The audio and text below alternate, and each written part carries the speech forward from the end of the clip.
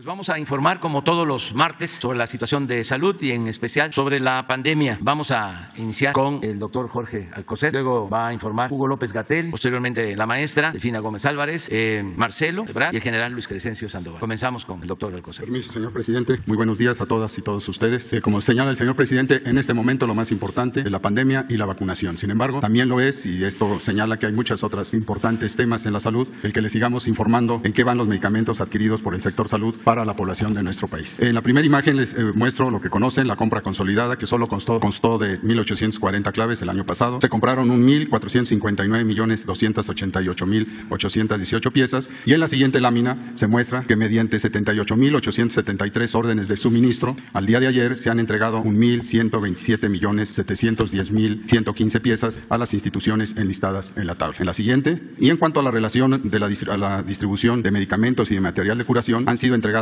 por los proveedores y operadores logísticos 202.501.630 piezas. En la siguiente lámina pueden apreciar que se han entregado 68.364.363 piezas y se encuentran en tránsito 10.782.634 piezas más. Lo hemos mencionado, gracias a la participación de Sedena, de Marina, de la Guardia Nacional y de Birmex, durante el año 2022 ya llevamos realizada la entrega de 1.348.210 piezas en 15 entidades federativas. En especial equipo de protección personal, por lo que en estos días se requiere. Con el apoyo de Birmex se distribuyeron medicamentos oncológicos a Veracruz, mientras que la Sedena lo hizo al estado de Sonora. Más aún, actualmente 28 entidades federativas se han sumado en forma voluntaria al plan de distribución a última milla con ayuda de la Sedena y de Birmex para abastecer en conjunto con los estados 12.552 unidades de salud, y estas siguen en integración. En lo que va del mes pueden apreciar que se han cubierto 447 unidades de salud con distribución a la última milla en los estados de Guerrero, Tlaxcala y Veracruz, 360, 8 y 79 respectivamente. Así, el número de piezas distribuidas corresponde a 1.842.147. Por último, como hemos informado, producto de la compra INSABI 2021, el abasto de medicamentos y material de curación se garantiza la continuidad en el abasto por 201 millones de piezas para el primer trimestre de 2022, mientras que por la compra UNOPS se consideran 87 millones de piezas que darán atención a la demanda de las entidades federativas hasta junio del presente. En resumen, durante enero se han distribuido en las 32 entidades 68.364.363 piezas, resultado de la compra 21. A continuación, en su presentación, el doctor Hugo López-Gatell les actualizará cómo va la compra de los medicamentos ambulatorios para el tratamiento de COVID. Muchas gracias. Presidente, buenos días, presidente, secretaria, buenos días. Muy buenos días tengan todas y todos ustedes. Vamos a comentar sobre la epidemia de COVID y sobre el avance de la vacunación en los distintos grupos de interés. La siguiente, por favor. Aquí vemos en esta gráfica, hemos sintetizado en una misma imagen las tres situaciones de interés que tradicionalmente presentábamos en gráficas separadas. Los casos de COVID, enfermedades de personas que están enfermas en cualquier nivel de gravedad, la enorme mayoría leves, los casos que están hospitalizados y las defunciones. El propósito es que vean ustedes el enorme contraste que existe entre los casos que se ven en la línea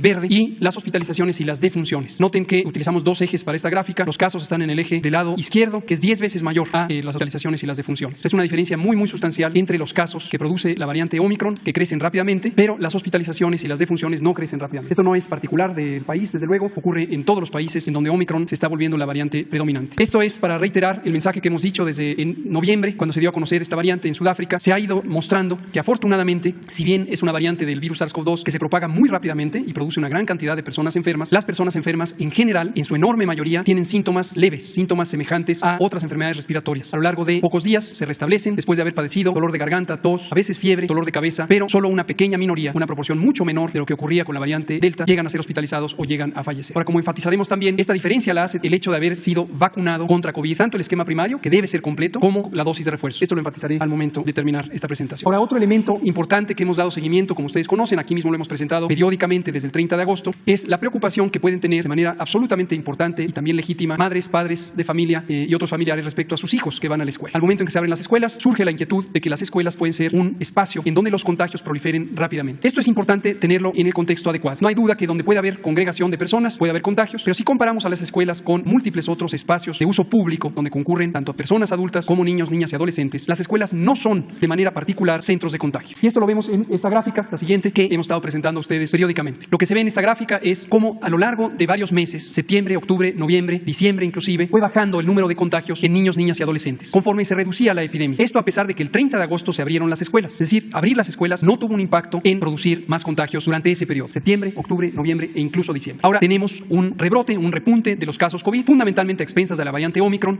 Y la pregunta natural es, ¿en las escuelas es porque se abrieron las escuelas? Lo que nos muestra la evidencia es que no, porque el momento de repunte de la epidemia de COVID-19 también en menores de edad ocurrió en el periodo en que estaban de vacaciones. Es decir, no fue por abrir las escuelas donde empezaron los contagios. Durante las vacaciones, que están mostradas ahí en esa sombra que dice vacaciones, es cuando empezó, al igual que en adultos, la epidemia a repuntar. Y uno pensaría, si las escuelas además producen una mayor proporción de casos en las poblaciones escolares. La respuesta de la evidencia también es no. El porcentaje de casos de COVID-19 en niños, niñas y adolescentes se ha mantenido estable a lo largo de toda la epidemia. Lo que se muestra en el recuadro con los números, donde pueden ver para 3 categorías de edad, 0 a 4, 5 a 11 y 12 a 17 años, cómo el porcentaje se ha mantenido considerablemente estable, siendo minoritaria la afección en esa población joven y de niños y niñas comparado con el resto de la población. Entonces, la escuela no es el sitio en donde mayormente ocurren los contagios, y de hecho en el monitoreo conjunto que hacemos con la Secretaría de Educación Pública a cargo de la maestra Delfina Gómez, vemos que una cantidad importante de los contagios en niños, niñas y adolescentes ocurrió fuera de la escuela, en todos los demás espacios en donde pueden estar niños, niñas y adolescentes. Vamos a ver ahora cómo va avanzando la vacunación.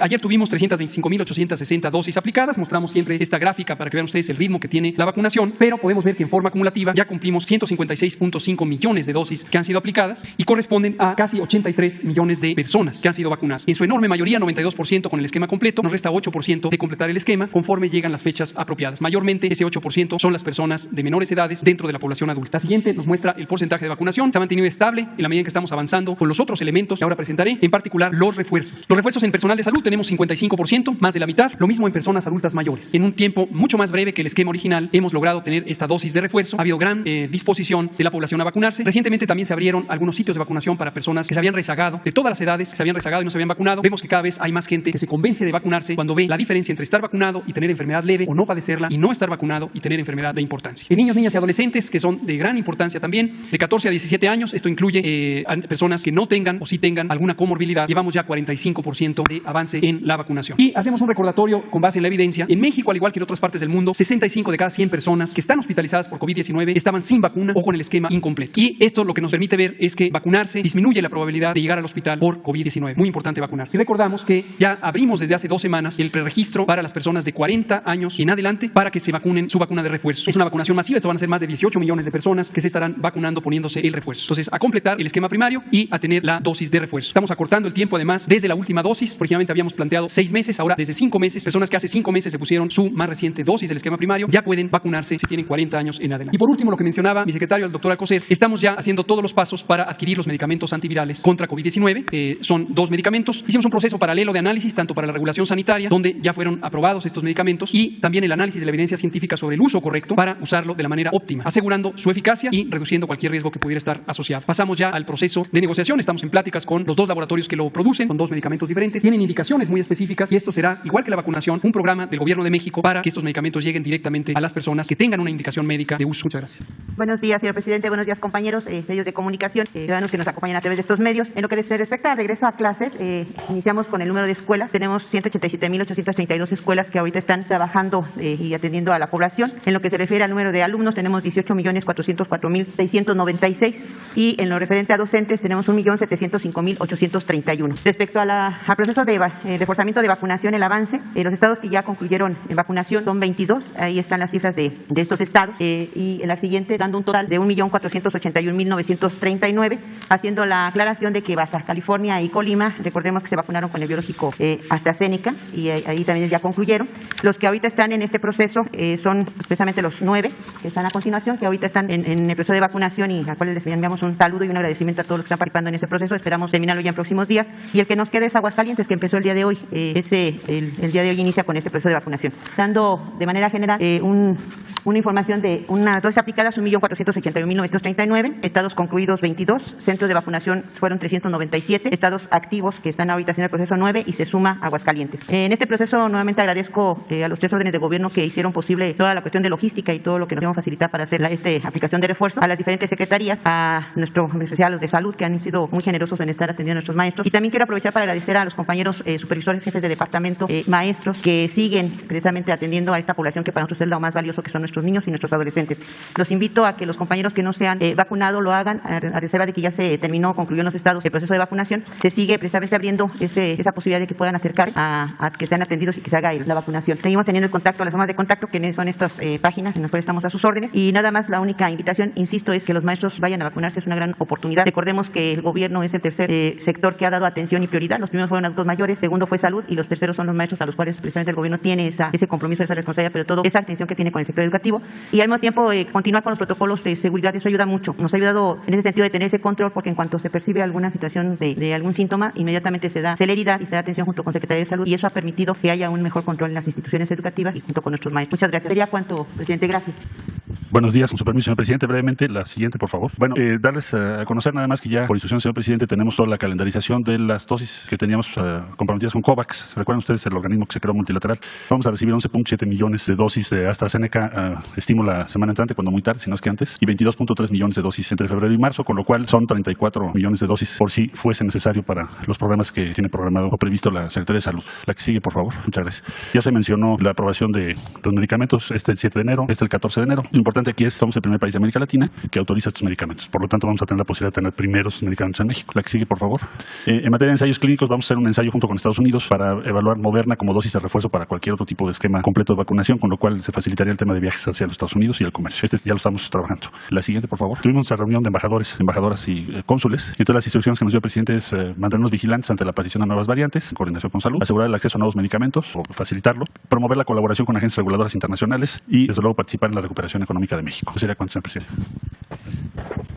Con su permiso, señor presidente, continuamos con el informe de distribución de las vacunas que se tienen en existencia en INCAN y Birmex. Fueron organizadas para su distribución 9.476.490 dosis, distribuyéndose de la siguiente manera. La siguiente se organizó por vía aérea, un total de 2 rutas aéreas cubriendo 5 entidades federativas. Fueron en la ruta 1, Baja California Sur, Baja California, Chihuahua, en la 2, Yucatán y Tabasco, haciendo un total de dosis trasladadas a esos estados de 1.365.390 dosis. Por vía terrestre se trasladaron 8.111.100 dosis. Se organizaron rutas que acudieron las entidades federativas a las instalaciones de Birmex e INCAN, que fueron Hidalgo, Tlaxcala, Morelos, Puebla y Querétaro, y se organizaron 7 rutas a partir de Birmex para atender a 14 entidades. La ruta 1 se atendió Guanajuato y Zacatecas, la 2 Michoacán y Colima, la 3 Oaxaca y Veracruz, la 4 San Luis Potosí, Nuevo León y Coahuila, la 5 Guerrero, la 6 Durango, la 7 Nayarit, Sinaloa y Sonora. Adelante, por favor. Bien, entonces, en un resumen, el día viernes 14 se distribuyeron por vía aérea 1.365.390 dosis, por vía terrestre 8.111.100 dosis, para hacer un total de 9.476.490 dosis. Se atendieron a 24 entidades federativas, se proporcionaron 26 escoltas de seguridad para el movimiento de estas vacunas con personal del Ejército, de la Armada y de la Guardia Nacional. Se realizaron 7 operaciones aéreas con aviones de la Fuerza Aérea Mexicana y se realizaron 10 horas con 36 minutos de vuelo. En total, se empleó de personal 788 hombres, 78 vehículos y 2 aeronaves para hacer la distribución de estas dosis. Es todo, señor presidente.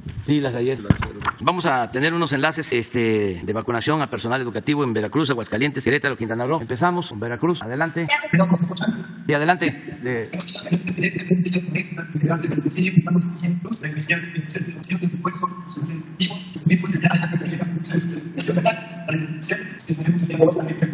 Otras sedes, estamos aquí con presencia del doctor secretario de Educación, del secretario de Salud, estamos a punto de iniciar la vacunación.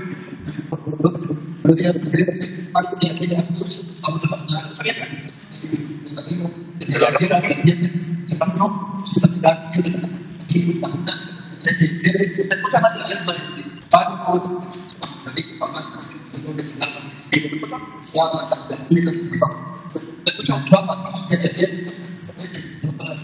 no hay forma de mejorar. A ver, vamos a ver si Aguascalientes. Ahora regresamos con Veracruz y se mejora con Cuitlagua. Adelante, Aguascalientes, ciudadano gobernador. Hola, señor presidente, muchas gracias. Un saludo desde Aguascalientes. Aquí sí hay audio, hay desarrollo y hay bienestar. Muchas gracias por acompañarnos a distancia y sin duda arrancando una jornada de vacunación importantísima. Me acompaña el doctor Herminio, director de sus universidades tecnológicas y politécnicas.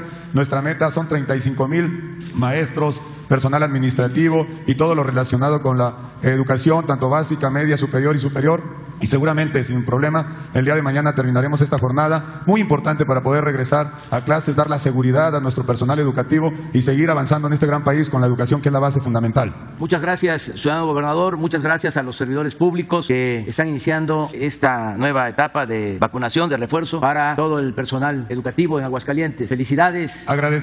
Muchas gracias, presidente. Aquí lo esperamos y trabajamos de la mano por este gran país desde Aguascalientes. Un saludo, muchas gracias. Gracias. Vamos a Guerrero, gobernadora. Muchas gracias, presidente. Muy buenos días a todas, a todos. Desde acá desde Guerrero les mandamos un fuerte abrazo. Saludamos al general Crescencio Sandoval, al doctor Alcocer, al secretario Ebrard, a la maestra Delfina Gómez, al doctor Hugo López-Gatell. Desde acá desde Guerrero les mandamos un fuerte abrazo. Informar, estamos en el Instituto Tecnológico de Chilpancingo. Aquí nos encontramos el delegado estatal para el desarrollo, el licenciado Iván Hernández Díaz. Nos acompaña la directora del Tecnológico, la maestra María Eugenia Reynoso, el secretario de Educación, el doctor Marcial, el capitán Napoleón, director de Coordinación Interinstitucional de Marina, el doctor Jesús Adame, subsecretario de Salud, y el compañero Ramón Cárdenas Villarreal, comisionado de la CEP para el reforzamiento de la vacunación. Decirles que, bueno, pues estamos dándole seguimiento a esta importante etapa de refuerzo de vacunación a personal educativo, lo cual pues es una de enorme importancia por la necesidad que tiene el pueblo de Guerrero de permanecer seguro en las aulas. Asimismo, pues comentarles que con mucha alegría les estamos informando que la jornada que comenzó en nuestro estado el día de ayer es realizado con mucho orden, con mucha participación por parte de todas y de todos los guerrerenses, y únicamente el día de ayer se aplicaron 14.472 dosis en nuestro estado. Y espero que el día de hoy superemos esa cifra y nos acerquemos aún más a la meta de aplicar 77.280 refuerzos. Es muy importante que nuestros trabajadores y trabajadoras de la educación reciban este refuerzo para garantizar su bienestar, el de nuestros alumnos, alumnas y de los padres de familia. Aquí nos están acompañando el personal también de salud, a quien les damos un fuerte aplauso y un agradecimiento. Desde acá le mandamos un fuerte aplauso, presidente, agradecer el apoyo para esta importante estrategia nacional de vacunación, que es tan importante para nuestro estado, y bueno, pues a convocar a todas, a todos los guerrerenses a seguirnos cuidando, a no bajar la guardia, acatando todas las medidas sanitarias, sana distancia, y bueno, pues ya lo dijo el doctor Gatell, es muy importante cumplir con el esquema de vacunación para evitar llegar al hospital, así que hay que cuidarnos todas y todos, por nosotros y por nuestras familias. Aquí hay una persona también, compañera maestra, muy buenos días, ya se aplicó la dosis, ya fue aplicada. Bien, ¿cómo se siente? Y un mensaje aprovechando que está aquí nuestro presidente Andrés Manuel. Pues bien, gracias a Dios, ya tengo la segunda, ya tengo el refuerzo y pues me siento bien. Hasta ahorita no he tenido ningún síntoma.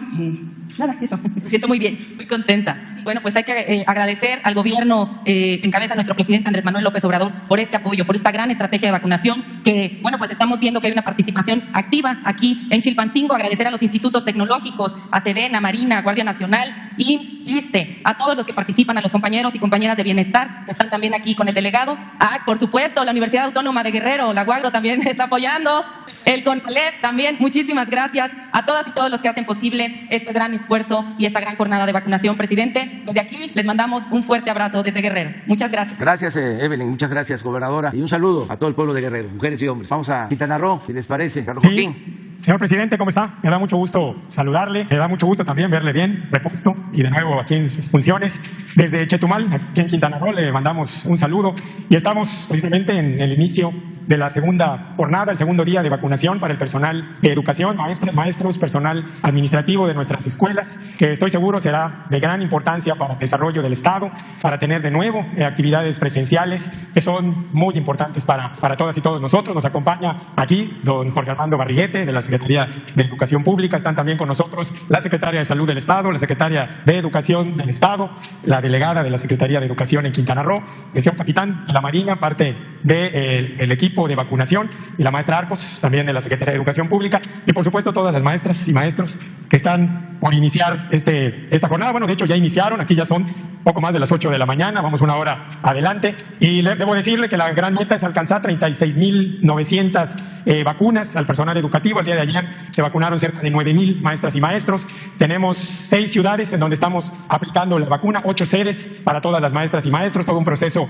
de organización que se ha llevado a cabo para que a través de citas ellos puedan llegar y aplicarse la vacuna sin tener que estar en filas o esperando mucho tiempo. Así que seguramente será un proceso muy exitoso, y le voy a pasar el micrófono al doctor Barriguete para que nos pueda hacer algunos comentarios. Señor gobernador, bueno, a nombre de la maestra Delfina Gómez Álvarez, agradecerle todo el apoyo a usted y a todo el sector, porque fue una movilización de todo el Estado, y agradecer al gobierno de la República que esto sea posible, y al señor presidente. Estos 2.7 millones de vacunas van a hacer que este refuerzo haga que todos regresemos a clases y a muchísimas actividades. Y recordarle a todos los maestros que todavía tenemos el día de hoy y el día de mañana, y sigan inscribiendo en línea o vayan directamente a los puntos de vacunación. Como mencionó, son 8. Y bueno, felicitar a todo su Estado por esta movilización y agradecer todo el apoyo. Pues muchas gracias, señor presidente. Le mandamos un agradecimiento por este apoyo en materia de la vacunación, de este refuerzo para las maestras y los maestros, que estoy seguro será de gran relevancia. Nos seguimos avanzando, 98% ya de vacunación en el Estado. Es para nosotros muy importante para seguir con los procesos de desarrollo económico, desarrollo social, derivado precisamente también de todo lo que el turismo representa para Quintana Roo. Así que un saludo a todas y a todos y de nuevo agradecerle este apoyo para Quintana Roo y un aplauso para el señor presidente, para todo el equipo y por supuesto para las maestras y maestros que hoy se están vacunando aquí en Chetumal y en todo el Estado. Muchas gracias, señor presidente. Gracias, ciudadano gobernador. Muchas gracias a todos los servidores públicos de Quintana Roo. Un saludo. A ver si ya. Cuitláhuac, sí. García. Presidente, aquí en Veracruz se instalaron 13 sedes desde Pánuco, Tantuyuca, Tuxpan, Poza Rica, Papantla, Martínez de la Torre. Se volvió a cortar.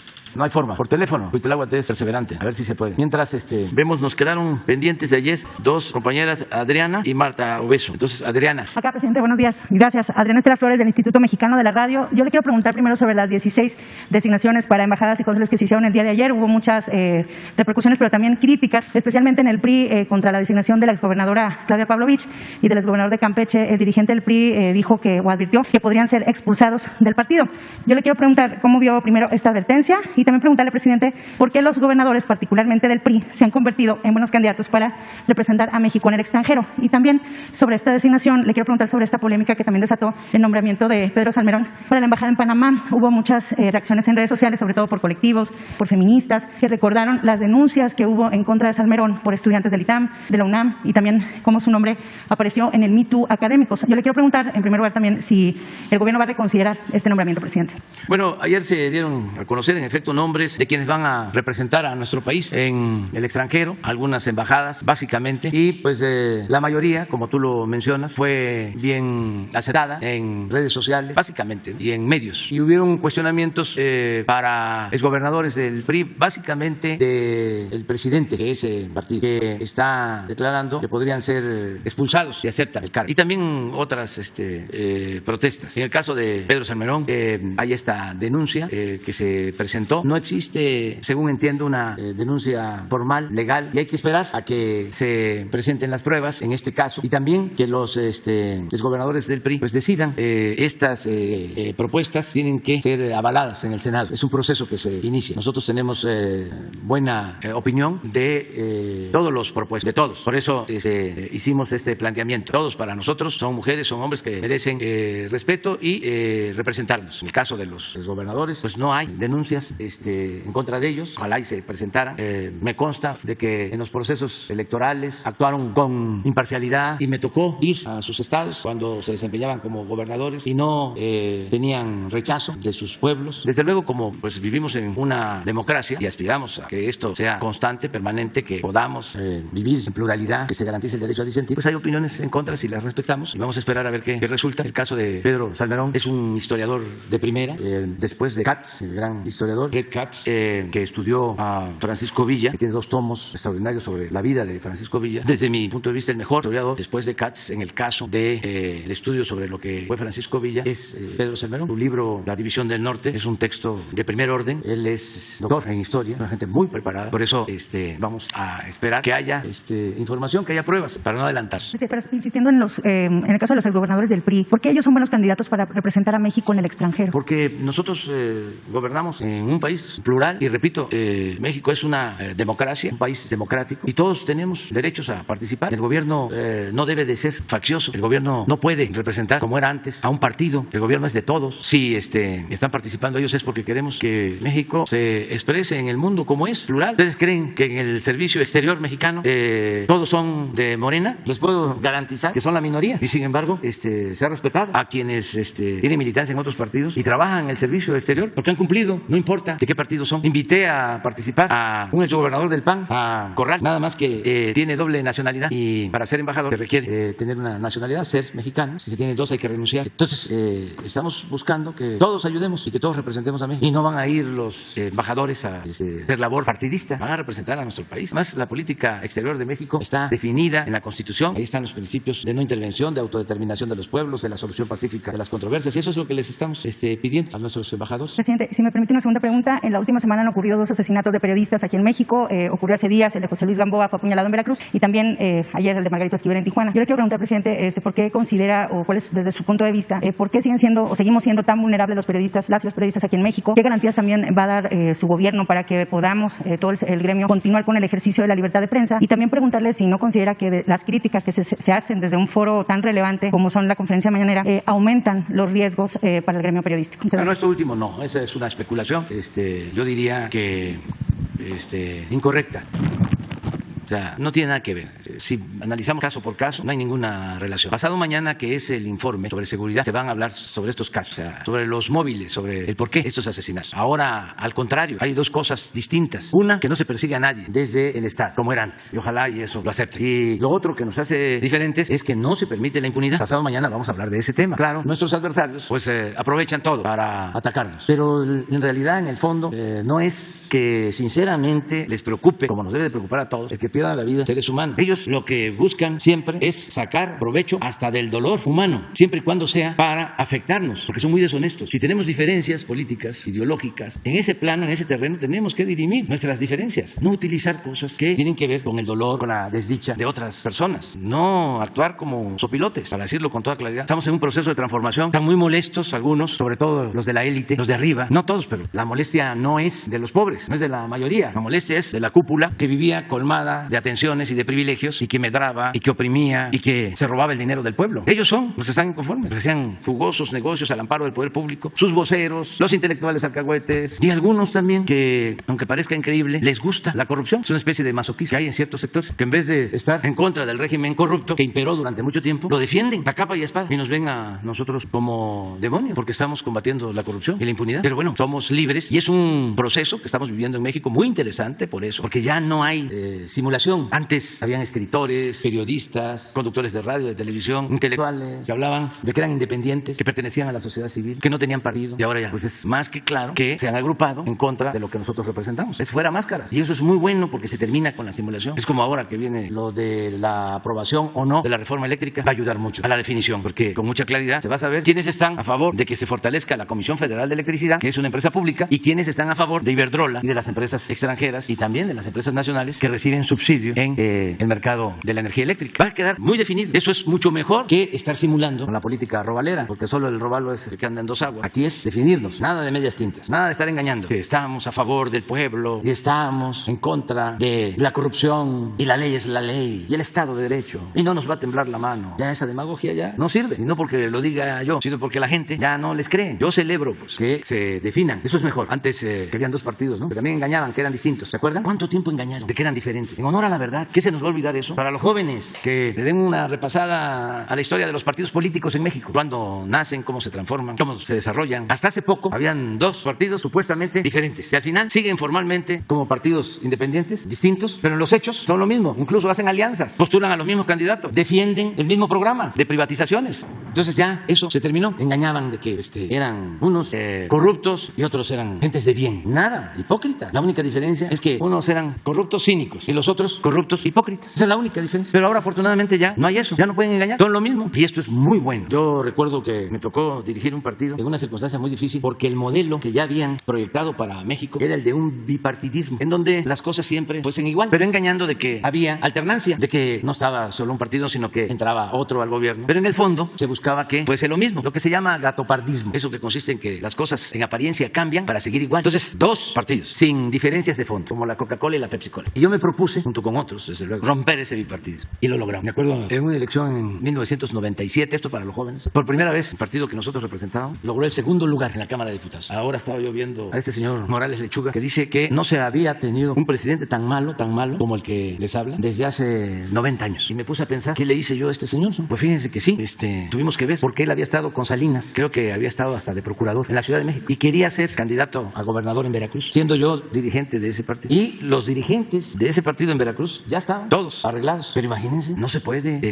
avanzar sin autoridad moral, no se pueden dejar trozos de dignidad en el camino. Entonces recuerdo que en un congreso como de 3,000, 5,000 personas, yo puse a consideración de la Asamblea el caso, y el Congreso votó porque no se aceptara al señor. Claro que se generó un problema mayor, porque toda esa dirección del partido en Veracruz renunció, se fue. Nos quedamos sin nada. dirección y a buscar candidatos era muy difícil. Pero es a veces mejor perder dejando a salvo la dignidad. No se trata de triunfar a toda costa, sin escrúpulos morales de ninguna índole. Entonces me acordé de ese tema, porque bueno, ¿por qué el señor habla de que somos de lo peor en los últimos 90 años? Pues se debe a eso. Entonces hay mucho enojo, porque en esta lucha pues se tienen que enfrentar intereses creados, privilegios. Pues es normal que no nos quieran. Pero también, que eso es la parte que reconforta, hay mucha gente que nos apoya, mucha gente. Y a veces hablan de polarización. Pues no, la polarización es por la desigualdad. La polarización es porque hay una monstruosa desigualdad. Una minoría tiene mucho y la mayoría tiene poco. Esa es una polarización. Pero lo político, no, porque la mayoría de nuestro pueblo está a favor del cambio, está a favor de la transformación, quiere que se destierre la corrupción. La mayoría es una élite, pero son muy pocos, es una minoría, los inconformes, porque pertenecían al antiguo régimen corrupto, de injusticias, de privilegios, y eso ya cambió, afortunadamente. Pero bueno, es para contestar así más ampliamente tu pregunta. A ver, ya, Huitláhuac. ¿Qué tal? Sí, buen día,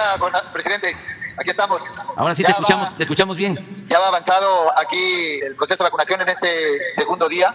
Aquí en Veracruz instalamos 13 sedes, es muy grande el estado. Estamos subiendo una meta de 177,000 de personal educativo, maestros, maestras, tienen mucho entusiasmo y vamos a estar vacunando desde el lunes ayer al viernes 21. La meta de ayer se cumplió bastante bien. Se vacunaron 31,577 personas de este sector educativo. En verdad estamos agradecidos por el apoyo a Veracruz en este programa de vacunación. Aquí en Veracruz hemos superado siempre las metas de participación en todos los aspectos y hoy estamos muy agradecidos por este apoyo. Aquí nos acompaña la Marina, gente de bienestar, del sector de salud del Estado, de la SEP. Le agradezco mucho a Delfina el apoyo. Un saludo desde acá a nuestra querida maestra, compañera. Y aquí estamos, presidente. En verdad vamos a continuar y esperamos dar buenas cuentas al terminar esta jornada. Saludos. Muchas gracias, Huitláhuac. Muchas gracias a todos ustedes y un saludo a todos los maestros, maestras de Veracruz. Y qué bien que se están aplicando esta vacuna de refuerzo para que nos cuidemos y podamos seguir con las clases presenciales, porque como ya lo sabemos, no hay nada mejor que la escuela. Es muy importante el que se mantengan abiertas las escuelas, cuidando desde luego a los niños, a las niñas con el protocolo de salud, pero no olvidar que la escuela es el segundo hogar y muchos estudiantes, sobre todo de nivel básico, están muy contentos de estar de nuevo en las aulas. Y yo quiero hacer un reconocimiento especial a las maestras, a los maestros, a todo el personal educativo, todo el personal del sector educativo del país, al magisterio, porque se están portando a la altura de las circunstancias, las maestras, los maestros, todos los trabajadores de la educación. Y un abrazo a todos y vamos a seguir adelante. Muchas gracias, Huitláhuac, y estamos contigo siempre. Muy bien, vamos con Marta. Hola, señor presidente, muchas gracias. Marta Obeso, de Esfera Noticias y de la revista Naturopatía. En diciembre, en este espacio, señor presidente, tuve la oportunidad de compartir con usted una denuncia hecha a través del portal de Esfera Noticias, en la que se señala que desde hace más de 2 décadas una persona afín al régimen de Vicente Fox está al frente de la Dirección de Medicina Tradicional y Desarrollo Intercultural de la Secretaría de Educación. Esta persona, Alejandro Almaguer González, ha sido señalado de impulsar leyes que violentan la autonomía de los pueblos originarios. Recientemente hablé con el señor Santiago Ortela. Él fue el abuelo que le dio a usted el bastón de mando aquí en el Zócalo capitalino al inicio de su administración, y en la entrevista me decía que él también había externado su inconformidad de los pocos resultados que se han logrado en esta Dirección de Medicina Tradicional y Desarrollo Intercultural. También recientemente tuve la oportunidad de entrevistar al presidente de Cofemites Internacional, el doctor David Hidalgo, quien me dijo que le habían hecho llegar por escrito una petición para que usted interviniera y que pudieran todos los especialistas de las medicinas alternativas, integrativas y complementarias sumarse a la labor de rehabilitación de la salud del pueblo de México. Usted ofreció pedir un informe al secretario de Salud para ver si es momento de cambiar al titular de esta dirección y pues qué resultados se pueden hacer y cómo se puede enlazar toda esta labor que vienen haciendo los pueblos originarios en el uso de las medicinas alternativas. Bueno, te propongo, porque aquí está el doctor Alcocer, si aceptas que el doctor Alcocer con Adelfo Regino, que es el responsable de los pueblos, de la atención a los pueblos indígenas, entre los dos nos presentan un informe en un plazo de ¿cuánto tiempo? Lo dejamos para el martes. Para el próximo martes. Para el próximo martes, ¿parece? Me parece perfecto. Sí, se hace una evaluación y se toma una decisión. Con mucho respeto a la persona y con elementos, si es que no está cumpliendo, y también si está cumpliendo, aquí se dice por qué. Sí, y sobre todo por el interés que hay de todos estos representantes de los pueblos originarios de sumar su conocimiento a las actividades de salud para hacer jornadas de salud y todo eso, y no han recibido respuesta. Bueno, ¿sí? El martes. Bueno, el ¿Sí martes. te parece? Gracias, muy amable. Sí. Muy bien, vamos adelante. Aquí con el compañero, luego la compañera, tercero y cuarto. Buenos días, presidente. Buenos días a secretarios, secretarias. Manuel López del Sol de Yucatán y Sol de Quintana Roo. Bueno, durante los últimos 2 años, 3, hemos documentado en el municipio de Mérida cómo el alcalde Renán Barrera Concha, y ya cumple su 3er periodo además en este trienio, tiene una acusación en la Fiscalía General de la República por el desvío de 18 millones de pesos y por enriquecimiento ilícito. Bueno, además, entre otras cosas, tenemos pruebas de que su hermano Jorge Barrera Concha participa o ha sido beneficiado con la entrega de contratos de obra pública, que lo anterior representa un claro conflicto de intereses. Además, en temas como limpieza de parques y áreas verdes, se ha gastado alrededor de 217 millones de pesos con un conglomerado de 20 empresas fantasma. Y finalmente, había dicho a la población de Mérida que no habría incrementos en el tema de impuestos, y tenemos las pruebas igual que el predio subió un 46% para este año. Y en lo que respecta a Quintana Roo, la senadora todavía de Morena, Maribel Villegas Canché, sigue gozando de la impunidad de haber recibido en 2015 a través de su hermano Javier Villegas y su esposo Jorge Gilberto Parra 175 hectáreas divididas en 35 lotes de terrenos del ejido de San Matías Cosgallá en el municipio de Mérida. Todo esto sin la intervención de los ejidatarios, que son los propietarios y que han sido despojados. Usted al inicio del periodo electoral pasado comentó que, bueno, advirtió a los nuevos presidentes municipales que habría manicure con Hachuela cuando se demostrara robo. Entonces, le quiero preguntar si va a haber manicure con Hachuela en Mérida y si algo va a hacer con la senadora Maribel. Bueno, yo te propongo que has presentado ya la denuncia. Esto es muy importante porque se da a conocer con libertad, sin censura, lo que estás planteando. Ahora hay que presentar una denuncia o saber si ya presentaron estas denuncias en las instancias correspondientes. Nosotros te convocamos a que se presenten las denuncias y nosotros ayudamos para que las instancias correspondientes lleven a cabo una investigación. Tenemos entendido que ya hay denuncias presentadas formalmente en la Fiscalía, sí, por las partes afectadas, en el caso de Renán y en el caso de Maribel. Desde 2015 están los casos presentados y siguen en espera. La Fiscalía Especializada había dado avances de que tenían recibido todo, pero al final no hay ninguna solución para los ejidatarios ni hay ningún avance en contra de las demás denuncias. Las denuncias. Sí, de ambos casos ya están y no hay... Bueno, nosotros ayudamos para que la Fiscalía Anticorrupción presente un informe, si te parece, sobre el estado que guarda estas 2 denuncias, si te parece bien eso. Nos ponemos de acuerdo y vamos a hacer nosotros las gestiones para con la Fiscalía, que aun cuando es una instancia autónoma, por tratarse de un hecho de presunta corrupción, nosotros ayudamos para que nos informe. Desde luego, estás consciente de que tienen que presentarse pruebas y que no pueden hacerse juicios sumarios, es decir, no es solo la denuncia y ya es culpable, sino tiene que llevarse a cabo una investigación, tiene que decidir la autoridad competente en estos casos. Nosotros lo que vamos a hacer es de que estas denuncias no duerman, si se han presentado, que no duerman el sueño de los injustos. Gracias. Muy bien. Acuérdense quién el orden, ¿no? Ustedes mismos. Gracias, presidente. Buenos días a todos los del Presidium. Shaila Arzajel, corresponsal del Grupo Gili, el Imparcial de Sonora, La Crónica de Mexicali, Frontera de Tijuana y el Imparcial junto con México. Presidente, sobre el nombramiento de la exgobernadora de Sonora, Claudia Pavlovich, preguntarle cuándo tomó esta decisión de invitarla y también preguntarle específicamente, ahorita ya le preguntaba a la compañera, pero ¿qué opina de esta amenaza del dirigente nacional del PRI, Alejandro Moreno, pues de expulsarlos del partido a los 2 gobernadores priistas y 2 exgobernadores si aceptan tu invitación? Pues tomé la decisión porque yo recorro el país constantemente, hablo con todos los gobernadores, los llego a conocer. En el caso de la gobernadora de Sonora, siempre trabajamos de manera coordinada por el bien del pueblo de Sonora, independientemente de las banderías partidistas. Y ella, en una plática, porque yo siempre me muevo, ahora sí que a ras de tierra, son muy largos los recorridos en Sonora. Me acuerdo que una vez me acompañó de Bavispe hasta Hermosillo, sí, son como 6 horas. Y pues ahí se platica y se platica. Me ayuda mucho también, entre otras cosas, porque así veo cómo están los caminos, así voy viendo los pueblos, ahí sí también voy admirando la naturaleza. Y hay unas zonas en ese camino, por ejemplo, bellísimas de barrancas, un mirador, exactamente. Y me sirve cuando van conmigo servidores públicos para ir tomando acuerdos.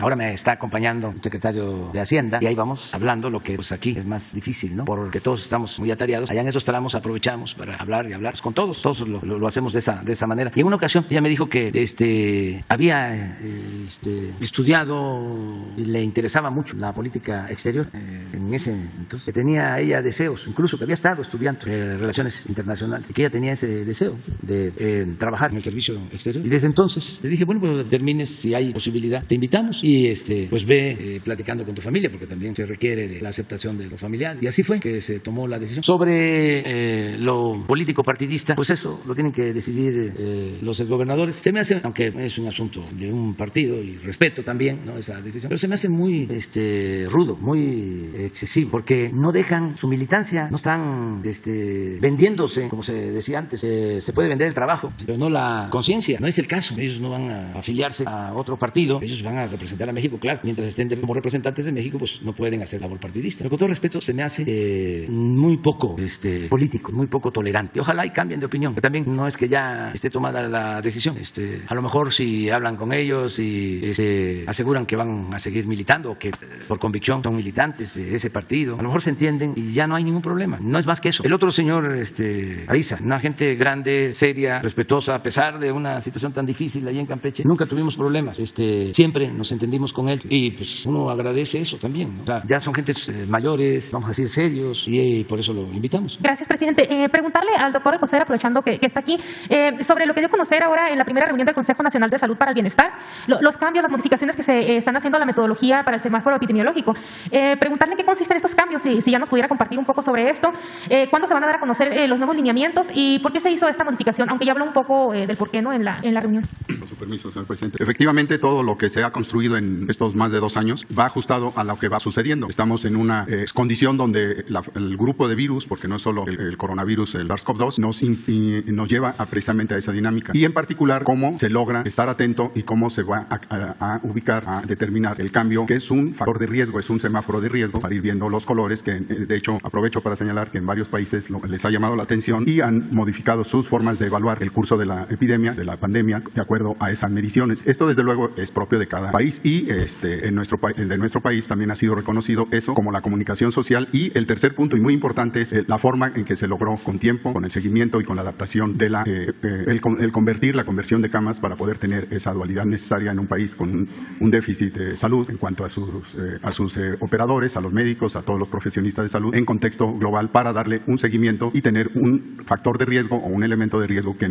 ahora es diferente. ¿Por qué es diferente? Porque hemos oído que en este cambio, en este aumento de las cifras de contagio, la respuesta rápida del individuo está sujeta ahora a lo que le proveen las vacunas y desde luego característicamente por el Omicron está lo ya señalado, que toda la población prácticamente lo está entendiendo porque está reaccionando ante ello. Se ve que ya hay enseñanza hasta en la población, no solo en lo que se conoce científicamente. Y este semáforo se modificó en el valor, en el puntaje que tienen tanto los internamientos, en la ocupación de las camas en cada unidad médica, en cada una de las unidades que están atendiendo el COVID, y que por cierto en ese operativo se avanzó, y lo señalé, se aprendió y se agilizó dejándolo dinámicamente en cuestión de días, como ha sido ahora su disparo, su acción. En este sentido, y lo relativamente más novedoso es atender y ponderar diferente lo que es el tener una variante, el Omicron, con una acción de contagio muy rápida, muy importante, derivada de sus condiciones biológicas, les voy a decir así, del virus, y desde luego la respuesta en el organismo para un curso clínico muy diferente, muy rápido, y que como ustedes han visto en la mayoría de los casos no hay ocupación de camas, de ventilador desde luego, con afección importante, y ahí se le dio esta ponderación. Aquellos que tienen un cambio en el semáforo de los colores es por un manejo de cifras, de números, que es totalmente nuevo, y esto lo estamos experimentando hasta ahora. Esto se anunció y se tomó a partir, si no me equivoco, de este lunes pasado, de este fin de semana, y que el viernes se dio a conocer, y vamos a tener 15 días para su evaluación y posibles cambios que nos dan un color diferente y una interpretación también diferente. Gracias, secretario. Gracias, presidente.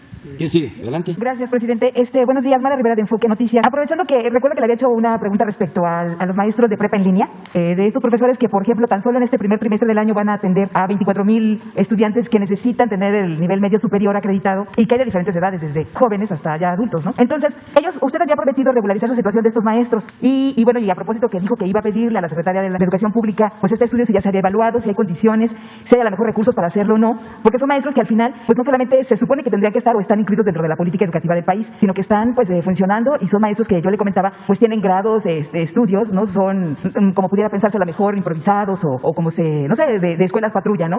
Provenientes de esto, no. Son profesores que tienen grados y que piden o preguntan qué hacer para que sean reconocidos dentro del sistema educativo nacional y que no sean tomados como maestros de segunda, ¿no? En relación a los maestros acreditados en la SEP que tienen aguinaldo, que tienen servicios médicos, porque ellos en alguna ocasión lo tuvieron. Un año tuvieron estas prestaciones y esta situación, y ahora están bajo el esquema del outsourcing. Entonces, no sé si esto se platicó ya con la titular de la SEP, si tiene usted el reporte de esto, y hay posibilidades a lo mejor, no sé, ahora por la situación económica del país quizás es difícil pensar que pudiera ser de manera inmediata en su gobierno, pero si dejaría algo antes de que termine su gestión administrativa, presidente. ¿O puede mejorar? Sí, ¿sí hay respuesta? Sí. De manera breve, efectivamente es una instrucción que nos dio el señor presidente de atender a estos compañeros maestros. Se está haciendo el estudio, porque estamos viendo con Hacienda, estamos viendo con el subsecretario, y yo pediría que en la próxima semana podamos hablar del tema, pero sí es algo que se está teniendo en atención a la aprobación que tiene el presidente de atender a los compañeros. Sí, gracias. Y la segunda pregunta, presidente, es respecto a las expectativas del Producto Interno Bruto. Se dice que en el 2021 el país pudo haber crecido porque está por confirmarse más de 5%, 5.4%, pero para este año se prevé que en las expectativas de parte de los analistas del mismo, no sé, ahora del gobierno, si esta expectativa podría ser hasta del 3% para este año, 2.9, algo así se menciona, y para el siguiente se podría disminuir más 2.2%. Entonces, la pregunta es si dentro de este camino se consideraría ajustes al presupuesto, más acciones, o si podría compensarse esta disminución que se prevé con los proyectos que tiene en materia de infraestructura, con el sector privado, más acciones pues que finalmente impulsen el crecimiento económico. ¿Alcanzaría, por ejemplo, 2.9 para este año, para todas las expectativas y todos los planes que tiene el gobierno? Bueno, todavía tenemos que esperar a tener la cifra de crecimiento del año pasado, y a partir de ahí tenemos que hacer el pronóstico. Ya hay expertos, organizaciones financieras que están haciendo proyecciones, pero todavía no sabemos. Yo voy a pedirle al secretario de Hacienda que esté aquí con ustedes lo más pronto posible para que les informe qué estamos nosotros previendo, cuál es nuestro cálculo de crecimiento de 2021, o sea, cuánto va a crecer la economía y qué se estima para el 22. Aun cuando ya en la ley de ingresos y en el presupuesto ya tenemos una estimación, de todas maneras que él venga a reafirmar o a modificar esa proyección. Lo que yo puedo comentarles es que aún con esta nueva variante y sus efectos, la economía mexicana sigue creciendo. Ayer me dieron el dato sobre el consumo de combustible, la venta de combustible de Pemex, y ese es un buen indicador y está creciendo como no se veía antes. Y hay otros indicadores que nos muestran de que vamos recuperándonos en lo económico, pero vamos a esperar. Nosotros estamos optimistas y pensamos de que ya se pasó lo peor y que vamos a seguir creciendo y que se van a seguir creando empleos y vamos a seguir garantizando el bienestar a todos, sobre todo para la gente más humilde, más pobre. Entonces, pero vamos a esperarnos, ¿no? Acuérdense también de que todos los jueves de cada mes, el primer jueves de cada mes, hacemos un informe sobre datos económicos y sociales, o sea, cómo va la inflación, el incremento de salario, deuda, crecimiento económico, recaudación, remesas, todo esto. Entonces, el jueves de febrero, el primer jueves de febrero, se informa sobre toda la situación económica social, ¿no?, del país. Gracias, buenos días a todos y a todas. Liliana Noble de Pulso Saludable. Señor presidente, quisiera preguntarle, usted nos ha platicado en reiteradas ocasiones sobre el combate a la oferta de las sustancias, pero quisiera saber cómo va la prevención de la demanda de las sustancias y, por supuesto, conocer cómo va la estrategia nacional de la prevención de las adicciones, conocida como EMPA. Esa sería mi primera pregunta. Gracias. ¿Hablas de la campaña? Sí, de la estrategia. Vamos a pedirle a Jesús. Es de la campaña contra las drogas. Sí, de la estrategia nacional. Venga, Jesús, secretario. Sí, muy buenos días, señor presidente, con permiso. Pues en primer lugar, señalar que la Estrategia Nacional de Prevención de Adicciones pues ha puesto el énfasis en las sustancias, como bien señalas, y no en más bien en las personas, para atender el tema de la salud mental, tomando en cuenta que es un tema de salud, no es un tema de seguridad como se había planteado en gobiernos anteriores. Y hemos relanzado la campaña de prevención de adicciones, una campaña muy fuerte que incluye la participación de músicos y de cineastas para pues recrear y prevenir esta situación contra la narcocultura, contra las sustancias químicas, particularmente el fentanilo, el cristal, la metanfetamina, las sustancias, los inhalables, que son sustancias que hacen mucho daño a la salud de los jóvenes, de los niños, de quienes consumen estas sustancias. También hemos hecho una campaña, ahora está en televisión, en radio, incluso en mobiliario urbano en las principales ciudades, previniendo del uso del cristal en los espacios de trabajo, en la industria maquiladora, en los campos de trabajo donde los jornaleros recurren a estas sustancias. Son sustancias que por primera vez están llegando al campo. Antes era, digamos, el consumo de estas sustancias era particularmente en las ciudades, y ahora está llegando al campo de manera muy fuerte. Entonces estamos haciendo conciencia de que todas estas sustancias, el consumo, aunque sea mínimo, genera un daño irreversible. Entonces estamos creando, y bueno, pues aquí junto con el tema de los videojuegos, porque también hay una adicción a los videojuegos, hay una adicción al uso de las tecnologías como los teléfonos inteligentes, y que también generan patrones de situaciones de enfermedad, y que pues aquí, por ejemplo, en el caso de los videojuegos, hizo una presentación de los riesgos, que no solo es el uso adictivo a los juegos, sino también del enganchamiento que hay de grupos del crimen organizado a partir de estos juegos de guerra, de uso de armas, etcétera, y de violencia. Entonces estamos por iniciar una campaña en medios de comunicación precisamente para hacer conciencia de la afectación por estos juegos que utilizan armas reales, bueno, simuladas, pero que son armas simuladas reales, y que tienen efectos muy nocivos sobre los adolescentes y los jóvenes, que generan violencia alrededor, en las familias, en la escuela y en la calle, ¿no? Entonces estamos precisamente, esperemos que aquí podamos presentar la campaña, la última parte que se ha presentado, y donde incluso hay una canción que habla de los riesgos de incursionar en el mundo de la narcocultura, de la venta y compra de sustancias ilegales y del consumo de estas sustancias químicas que, bueno, como ya hemos dicho aquí, muchas se hacen con raticidas, con líquido o ácido de batería, en fin, sustancias que hacen daño al cerebro, al cuerpo y a la vida de los niños y jóvenes que las consumen. ¿Y han visto, Jesús, han visto una reducción en la demanda con todas estas acciones que se han desarrollado? Al mismo tiempo hay toda una red de apoyo, se ha fortalecido a través de CONADIC, y ahora que se incluyó el tema de salud mental en este asunto de las adicciones, ha crecido la red de apoyo psicológico, de atención a los consumidores. En el caso, por ejemplo, de Chihuahua, ya se inició un proceso de justicia terapéutica, de sustituir las penas corporales con la atención a través del sistema de salud pública. Entonces sí se está avanzando avanzando en la atención, se están revisando los anexos y los espacios privados donde se atiende a las personas que son adictas o que tienen problemas de consumo de esas sustancias para mejorar las terapéuticas y para evitar también que se vuelvan en lugares de enganchamiento de los grupos de crimen organizado. Gracias. Y una segunda pregunta, señor presidente. Quisiera saber cómo va el tema de estos dos medicamentos, Paxlovid y Molnupiravir, y quisiera conocer si ya diseñaron una estrategia. Ahora mencionaba el doctor Gatell que la utilización va a ser en el sector público. No sé si únicamente sea esta manera en la que quien lo requiera tenga acceso a través del sector público y en esta forma se prescriba, o están diseñando alguna estrategia para que también en conjunto la medicina privada lo pueda hacer. No sé si a través de la utilización de los mecanismos de, sin mal no recuerdo, la fracción 3 que habla de los medicamentos controlados, no sé cómo sería. Gracias. A ver, por favor. Gracias, Liliana Noble de Pulso Saludable. Sí, efectivamente, como lo mencioné, lo había mencionado el secretario Alcocer, estos dos medicamentos, Molnupiravir y Paxlovid, que producen distintos laboratorios farmacéuticos, son hasta el momento dos innovaciones terapéuticas para el tratamiento de COVID-19. Pero por ser medicamentos nuevos o de indicación nueva, están todavía en una fase de lo que los estándares internacionales se conoce como nuevo fármaco en investigación. Esto en inglés le llaman Investigational New Drug. Esto lo que exige es un proceso de vigilancia continua en un proceso de investigación que no ha concluido. En estas condiciones es un estándar mundial también que las agencias de regulación sanitaria de alto desempeño, como lo es COFEPRIS, como lo es la FDA, la EMA o varias otras, ANMAT de Argentina, no establecen o no otorgan autorizaciones de registro comercial. Por el momento tienen una característica que es autorización de uso en emergencia. Y eso es una autorización acotada, no se puede hacer con fines comerciales, sino se hace en el contexto de la emergencia. La manera en que lo hacemos, y ya lo hicimos con mucho éxito con Remdesivir en su momento, que estaba en una condición semejante, o lo estamos haciendo con todas las vacunas que también están en esa condición de autorización de uso de emergencia, es que el Estado mexicano tutela el correcto uso de este medicamento. Uno de ellos tiene importantes restricciones respecto a su uso. El Molnupiravir no se puede usar, por ejemplo, en embarazadas porque causaría un daño importante al producto del embarazo, y hay otras restricciones en enfermedad hepática, en enfermedad renal. Entonces tiene que ser un uso muy cuidado. Pero como digo, con la experiencia que tuvimos en Remdesivir, tuvimos una muy buena coordinación con el sector privado, de modo que pudimos hacer uso de él con la tutela del gobierno, pero también beneficiando a las personas que se atienden en la medicina privada. La gran mayoría se atienden en la medicina pública y tendremos centros específicos donde va a ser utilizado.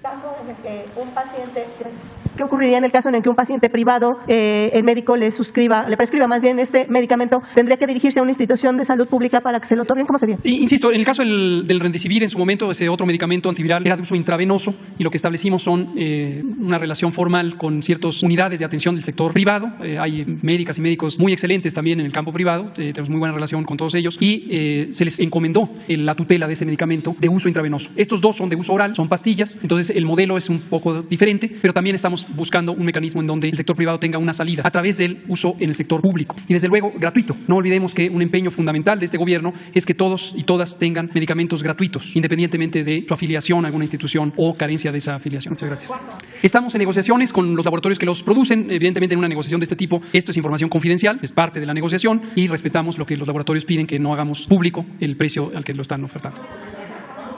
Muy pronto, esto ya la negociación está en curso avanzado. Tuvimos un esquema muy temprano de relación, los laboratorios nos buscaron, y en la Secretaría de Salud establecimos varias vías de comunicación. Una fue para el propósito de regulación sanitaria, que culminó con éxito con las autorizaciones de uso de emergencia. Aquí quiero destacar también en mi agradecimiento a nombre del sector salud a CONACYT y a la doctora Álvarez Builla y a un grupo de expertas y expertos en ciencias de la salud que forman parte de un grupo técnico de análisis que nos ha ayudado mucho a facilitar el proceso de la autorización sanitaria. Pero en paralelo teníamos ya relación con las representantes de ambos laboratorios, y entonces fuimos construyendo la negociación. Probablemente en esta semana o la que sigue se concretará, y en febrero ya estaría en uso, si no es que en la última semana de enero.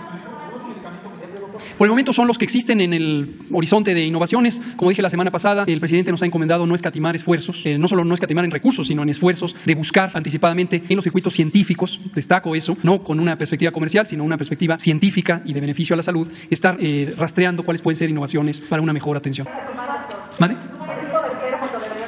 El número lo estamos justamente determinando con base en los perfiles de la proporción de casos que estimamos podrían tener indicación. Las indicaciones de uso en general son en personas con alto riesgo de complicaciones. Es muy importante destacar esto, no cualquier persona que tuviera infección por SARS-CoV-2, particularmente ahora que está la variante Omicron, que causa en general enfermedad leve, no necesitarían tomar este medicamento. De hecho, sería incorrecto que lo tomaran. Esto quiero, gracias por la pregunta, destacarlo. No es que cualquier persona que salga positivo a la prueba o que tenga síntomas leves lo debe tomar. De hecho, la minoría de personas lo debe tomar. Cuando se hicieron los ensayos clínicos de ambos medicamentos, Molnupiravir y Paxlovid, se investigaron antes de tener altas coberturas de vacunación en personas no vacunadas, y se investigaron cuando existía la variante Delta y otras variantes previas que dan un cuadro clínico más agresivo. Es muy importante tenerlo en cuenta. No es para un uso generalizado masivo, es para prevenir las complicaciones en personas que tienen alto perfil o alta probabilidad de complicaciones. Pero nada más para complementar, porque se está llevando a cabo el acuerdo, para no hablar de negociación, con las farmacéuticas, y se tiene que mantener en sigilo. Son de las condiciones que ellos solicitan.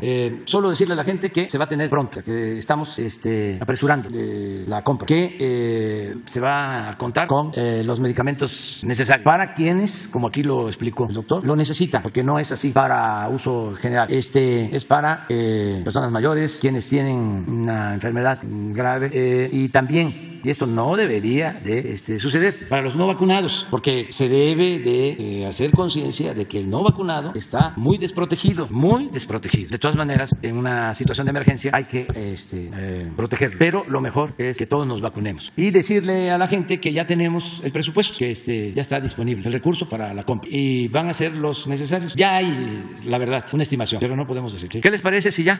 Porque es la hora. ¿Nos quedamos para mañana? 2, 3, 4. Sí, tenemos. ¿Mande? Sin lista, bueno. Sí. Nada más ayuden ahí ustedes también, por si ya preguntaron, ¿no? Que se le dé oportunidad. Pues con muchos servidores públicos. Aquí nos vamos a una reunión con el secretario de la Defensa y con el secretario de Marina para ver temas, ¿sí? Aquí. Todo aquí. Y ya, yo creo que mañana ya les avisamos sobre la gira, el fin de semana. Todavía no, mañana les vamos a informar. Aquí también, antes de terminar, aprovecho para expresar nuestra solidaridad con la maestra Delfina, porque hay una campaña en su contra, muy injusta. Y para que se tengan los antecedentes, esa denuncia contra la maestra se presentó cuando ella fue candidata a gobernadora del Estado de México. Entonces se presentó, yo recuerdo bien. Y no tuvo efecto. Pero ahora, no sé si porque ya vienen de nuevo las elecciones del Estado de México, ¿sí? Vuelven con lo mismo. Desde luego somos muy respetuosos de la opinión de todos, pero yo quiero expresar mi absoluta confianza a la maestra Delfina. La conozco desde hace bastante tiempo como servidora pública. Nada más recordar, y esto por los jóvenes, ella no era militante de ningún partido, se dedicaba al magisterio y era directora de una escuela en Texcoco, en su pueblo, y ahí se le invitó a participar como candidata a presidenta municipal de Texcoco. No ahora, sino en el periodo neoliberal. Ahora ya no está tan complicado. Antes estaba muy difícil, sobre todo por la antidemocracia, por la compra del voto. Entonces la maestra ganó la presidencia municipal de Texcoco y fue presidenta municipal y hizo una labor muy buena. Tan es así que, terminando como presidenta municipal, fue candidata a diputada federal de Texcoco, de todo el distrito, y ganó. Si hubiese hecho un mal trabajo como presidenta municipal, no hubiese ganado la diputación federal. Todo esto antes de que nosotros triunfáramos o se ganara la presidencia de la República. Entonces ganó la diputación federal y luego candidata a gobernadora en una elección muy competida, vamos a decir. Y esa es la historia pública de la maestra. Entonces, la acusación que le hacen es de que cuando fue presidenta municipal, trabajadores del ayuntamiento aportaron recursos para el movimiento. Y entonces la acusan a ella de haberlos obligado y de haberse quedado con el dinero. ¿Cómo? Sí. Entonces, esta señora, la mujer es honesta, digna, es un ejemplo. Me siento orgulloso de que sea la secretaria de Educación del Gobierno Federal. Entonces, no está de más que yo dé mi opinión, respetando la opinión de todos. Pero ella sigue viviendo en Texcoco, en su misma casa, nada que ver con los que han actuado como secretarios de Educación Pública en otros tiempos. Es cosa de nada más ver dónde viven los de antes y dónde vive la maestra. Es una gente honesta. Todo esto lo comento porque sí hay toda una campaña en todos los medios, hasta en los que supuestamente todavía fingen ser independientes y progresistas y objetivos, profesionales, nada de eso. Hay toda una intencionalidad política detrás. Y el Tribunal Electoral, lo mismo. Nada más porque, por respeto, no hablo de que en esa campaña para gobernador, hubo otra denuncia que no se le dio seguimiento de otro candidato, pero ya eso se los dejo a ustedes, que son mirones profesionales, y contra otros candidatos, que me enteré de que está enferma y le deseo así que se mejore. Pero como estamos hablando de cosas públicas, pero por eso no me meto, pero se me hace muy injusto el que se ataque, ¿no?, de esa manera a la maestra. No es honesto. Bueno, nos vemos mañana.